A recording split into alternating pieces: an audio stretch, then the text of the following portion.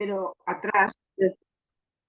Buenos días, hoy estamos aquí, viernes de Acción al Éxito. Y hoy quiero compartir con vosotros lo que estáis aquí, que son las habilidades sociales y cómo nos podemos comunicar. ¿De acuerdo? Las habilidades sociales, hay una parte que son innatas, que no la regala el código genético de de nuestros padres, nuestros progenitores, y después está el proceso educativo que llevamos en el ambiente donde o el entorno donde nos hemos desarrollado, criado, ¿de acuerdo? Entonces, esas dos cosas son dos cosas que nos ayudan al aprendizaje de estas habilidades sociales. Puede ser que tengas una capacidad de habilidades sociales un poco baja, pero si estás en un entorno que te facilita esas habilidades, poder desarrollarlas. Entonces, ¿cómo se desarrollan?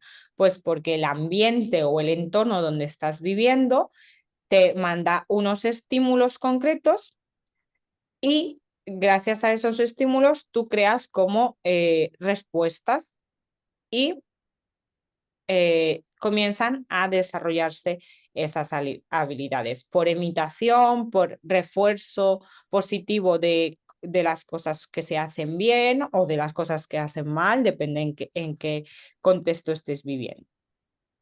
¿De acuerdo? Entonces, hay factores en la conducta que son más de comunicación o agresivos o más tímidos, ¿de acuerdo? Hay gente que es mucho más propensa a ser tímida o a ser una comunicación más agresiva. Después, factores emotivos como la baja autoestima o miedo a hacer el ridículo, pues eso también influye a que tus competencias sociales o tus habilidades sociales pues tengan. Y después, otro de los grandes es nuestros pensamientos. Todo lo que pensamos y imaginamos, las dos cosas, hace que tengamos esa capacidad social. Porque aunque lo estés imaginando, para tu cerebro es eh, como si fuese realidad, como si fuese un pensamiento real, ¿vale? Entonces, podemos practicar estas habilidades sociales, o sea, las habilidades sociales se pueden mejorar. Tú puedes partir de a lo mejor tener pocas habilidades sociales porque has nacido y eres tímido y te cuesta hablar con los demás, pero se puede ir haciendo un proceso de mejorar esta habilidad social. ¿Qué pasa?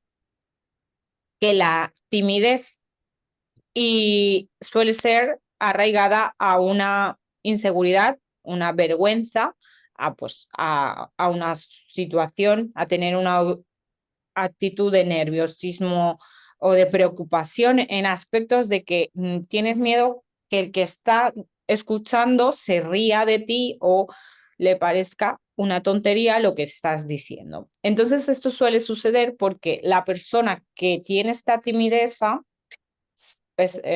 tiene una ansiedad o una autoestima no muy alta sobre su propio concepto de sí mismo y se suele aislar socialmente. O sea, gra gracias a que tiene esa timidez, su manera de defenderse a la timidez es aislarse, pero eso no le ayuda a tener mejores habilidades sociales, sino que disminuyen sus habilidades sociales.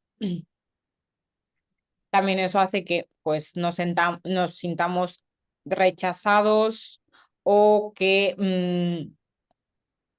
pensemos que nuestras respuestas no son adecuadas y bueno, o también te puedes bloquear también eh, cuando, cuando una persona tímida siente mucho estrés a realizar la comunicación, se puede quedar en blanco y no tiene cómo salir del paso porque se siente tan abrumado que se bloquea mentalmente y socialmente, su habilidad no le sale.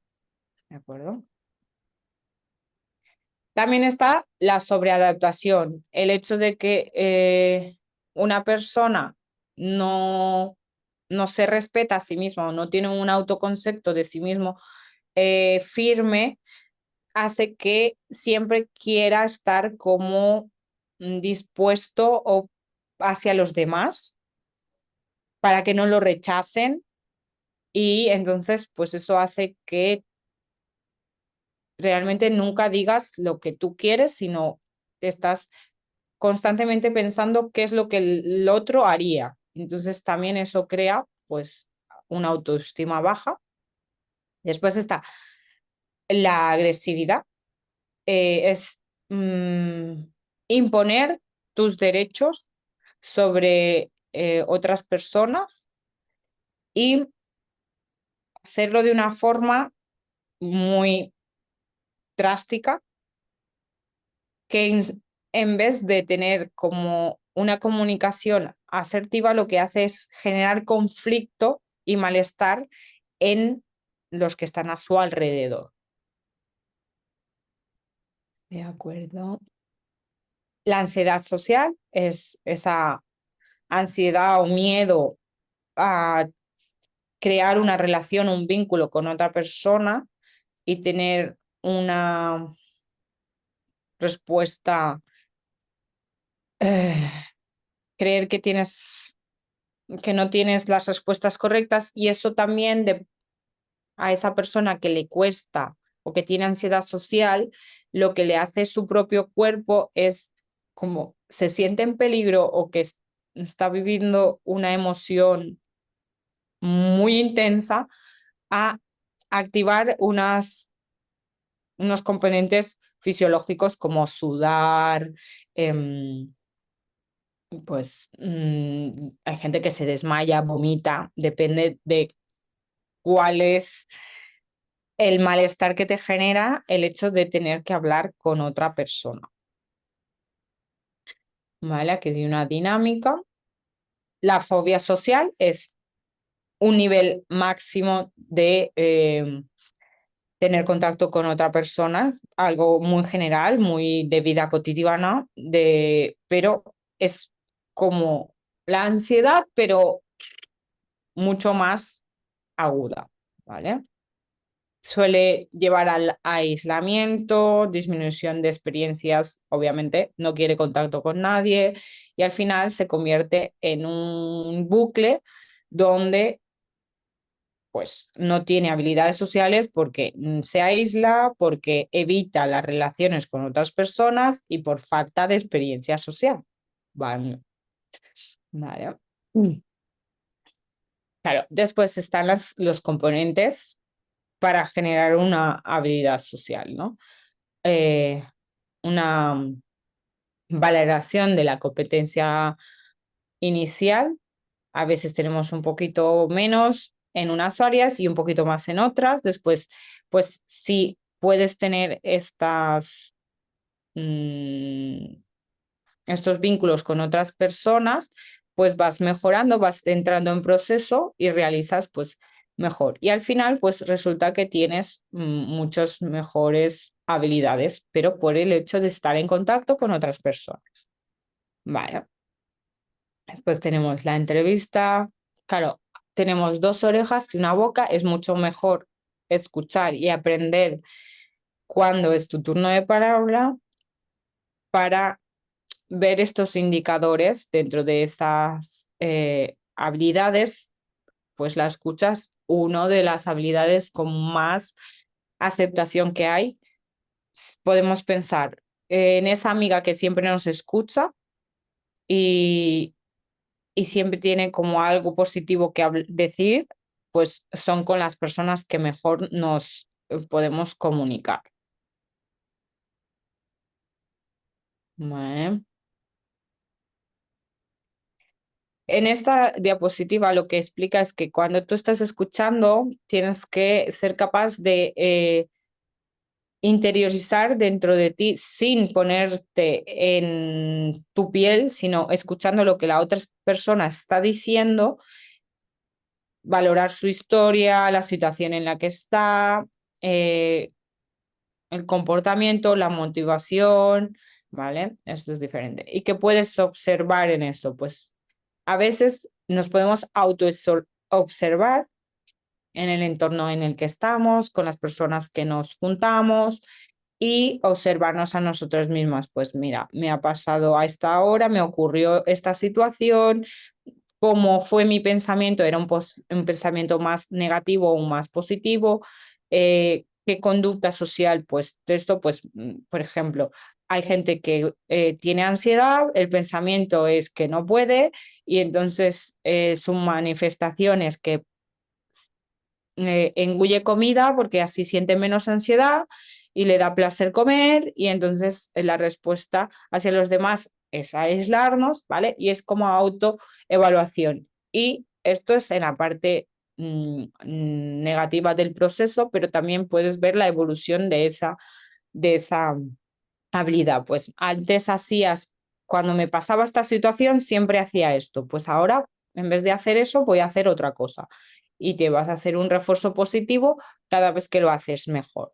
Entonces, llevar un registro de cómo lo hacías a cómo lo estás haciendo o anécdotas de cómo lo estás haciendo hoy en día ayuda a la observación interna y la observación externa de nuestros pensamientos y nuestras emociones delante de una situación, ¿vale?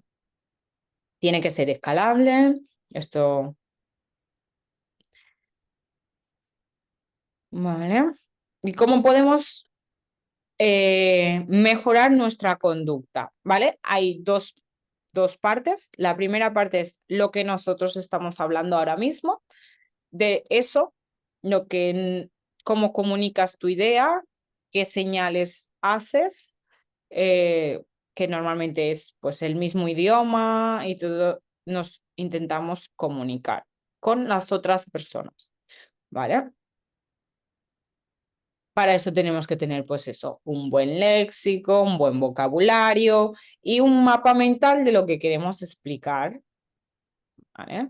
Y después siempre tenemos que tener en cuenta que de lo que tú transmites a lo que llega hay una pérdida de información. Es como si alguien ha jugado al teléfono roto, tú dices una cosa y lo que el otro entiende y traspasa y le añade con sus experiencias y sus emociones, al final del teléfono, lo que dijo la primera persona y lo que le llega a la última está totalmente distorsionado, ¿de acuerdo? Esto es una dinámica sobre los rumores y después hay barreras que dificultan la comunicación verbal, ¿no? Pues barreras lingüísticas, si no hablas el mismo idioma o no entendéis los mismos conceptos, no tenéis los mismos forma de comunicaros, pues es una barrera lingüística. Después, psicológicas. Cada persona somos diferentes, tenemos nuestras propias creencias, actitudes, prejuicios, miedos y a la hora de procesar en nuestra mente con nuestras propias ideas lo que otra persona está explicando, pues puede dificultar esa comunicación. Y después también las fisiológicas, que son lo que esa persona está sintiendo o malentendiendo o expresándose con dificultad, pues hace que eso sea una adversidad, ya sea porque tiene físicas, porque hay interferencias en el ambiente, porque, bueno, no estás escuchando a la persona como toca en un lugar, a lo mejor estás en un bar, hay mucho ruido y, claro, te llega la información pues no muy bien. Y después también hay barreras socioculturales, ya sea por religión, por etnia, por estatus, por economía. Entonces, todas estas personas las tenemos que tener en cuenta. Y entonces, después está la optimización de la comunicación no verbal. ¿Vale? La parte no verbal es la que más información recibe la otra persona. Aunque no utilicéis el mismo idioma, si utilizáis los mismos gestos, la otra persona o gestos similares, la otra persona se puede sentir comprendida, ¿de acuerdo? Son mecanismos no verbales, lo que es el mensaje que se recibe a través de lo que sería el cuerpo. No, a veces son señales involuntarias. Por ejemplo, yo tengo mucha tendencia a mover las manos o a vocalizar bastante amplio, ¿vale? Y aquí hay como un estudio de cuando alguien nos está hablando, cómo nos quedamos con esa información. Hay una parte que el 55% es el lenguaje visual, que es este del cuerpo, y un 38% es de lo que hablamos, pues, cómo lo hablamos, lo que es el volumen, el tono, el timbre, el ritmo, si hago pausas, si no hago pausas. Y un 7% es el contenido de lo que yo estoy hablando. O sea, la gramática que utilice solo es un 7% de toda la comunicación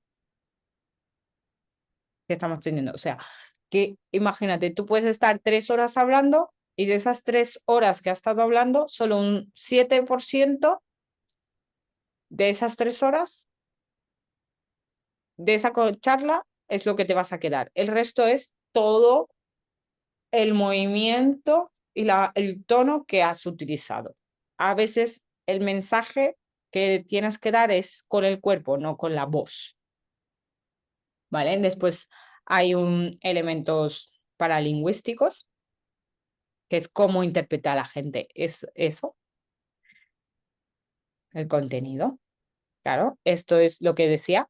El volumen, la intensidad del sonido que estáis escuchando. El tono que estás utilizando, la calidad de la voz y la resonancia de la voz, y si la persona que está hablando tiene fluidez. ¿Qué quiere decir? Que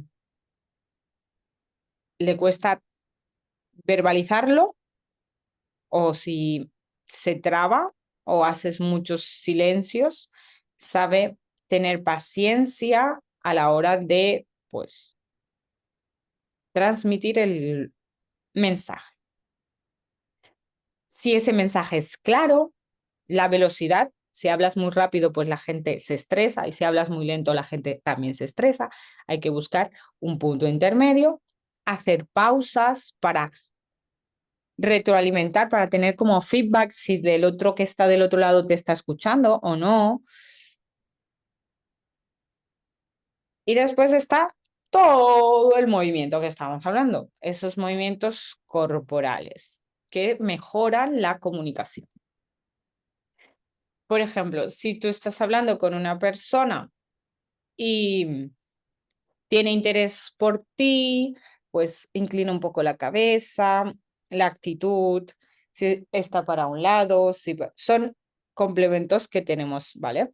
Después tenemos las expresiones faciales. Obviamente los seres humanos estamos diseñados para sentirnos estimulados por otros humanos con sus expresiones faciales, y entonces pues si está así, o si está así, o si está así, o incluso si estoy teniendo una conversación y yo hago así como en ese momento que estoy escuchando a esa persona, quiere decir que lo que me ha dicho no me agrada mucho. O sea, interpretaciones varias faciales. Sonreír, una sonrisa de cortesía, una sonrisa afectiva, una sonrisa natural, ¿vale? Es una cuestión innata. Hay sonrisas también irónicas, como diciendo, esto no me mola nada, pero no se lo voy a decir, pero con tu cuerpo lo estás diciendo inconscientemente. Vale, las miradas, ¿vale? Cuando alguien te está hablando, pues mirar a la persona una a una, eh, la actitud intrapersonal de esa persona, tener contacto, ¿vale? Movimiento de manos y brazos. Obviamente, si es muy exagerado, pues también molesta. Si es sutil, pues es más bonito. Y la comunicación de esos brazos, por ejemplo, si están cruzados, pues es que no está abierto a escuchar lo que tú estás proponiendo.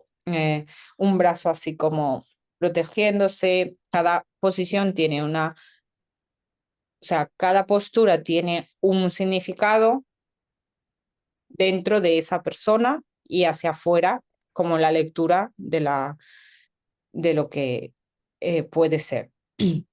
Después, las piernas, si se cruzan las piernas, pues estás a la defensiva, estás insegura. Si las pones en paralelo, pues es más de respeto. Las camas abiertas es una imposición de esa parte más, pues yo tengo más espacio que los demás. Y el tic de mover los pies o zarandear las piernas así, porque suele ser una persona que necesita tranquilizarse, está muy nerviosa y el movimiento ese, pues la pone como inconscientemente como más tranquila, aunque realmente le genera más nerviosismo. Las posturas, obviamente, aquí tenemos como 4 posturas. La más correcta, pues sería con las piernas y la espalda erguidas, las piernas bien en paralelo y erguidas, ¿vale? Hay posturas más abiertas y hay posturas pues más cerradas y eso, toda esa información, pues a la hora de hacer un cierre o hacer una comunicación con otra persona, aunque tú no lo estás, tú no le estás preguntando, ¿estás abierta a escucharme? Tú lo estás viendo si esa persona está abierta o no. Después, el espacio social. Hay gente que no sabe leer el espacio social y entonces tienen un poco de problema con eso. Pero vamos a explicar. Nosotros todos tenemos como un espacio social. Si la persona que está hablando con nosotros es de confianza o le podemos, dejamos que nos invada nuestro propio espacio social. Pero si la persona que está no es una persona de nuestra confianza, nos molesta que invada nuestro espacio social.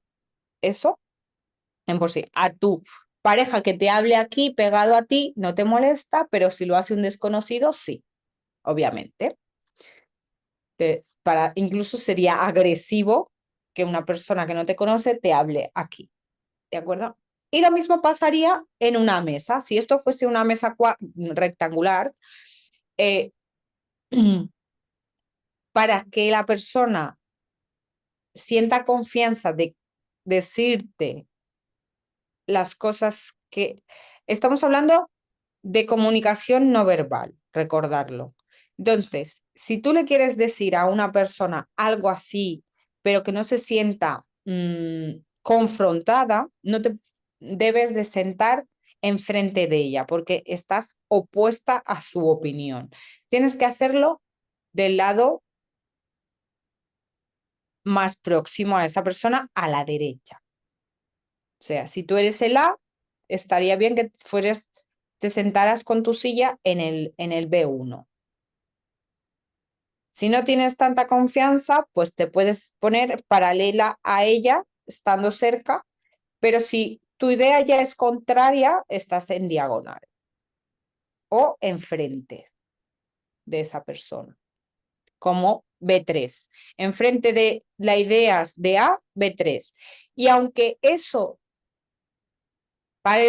parece una tontería, cuando tú te sientas en una mesa, suele pasar que las dos esquinas suelen tener ideas contrarias o hay partes que comparten y otra que no. En cambio, la que está al lado de la persona que está en cada esquina es como que está más afín a cada uno de los que están al costado de ella, ¿vale? Es por lenguaje no verbal, ¿vale? Aquí lo explica, ¿vale? Cuando estás al lado de A, pues es como una conversación más amistosa. Cuando estás en la misma línea que A, es más cooperativa. Cuando estás enfrente, pues puede ser también está a la defensiva, no es tan cooperativa defensiva. Y en diagonal, pues está distante. Esto, para que lo sepáis, cuando vais a dar un plan con una persona en un café, pues hay que hacerlo al lado de la persona y, si es posible, ponerte a la derecha para explicárselo.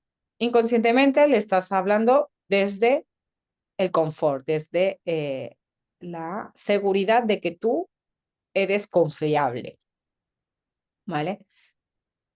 En la apariencia personal. Bueno, y esto sería por hoy. Muchas gracias por escucharme.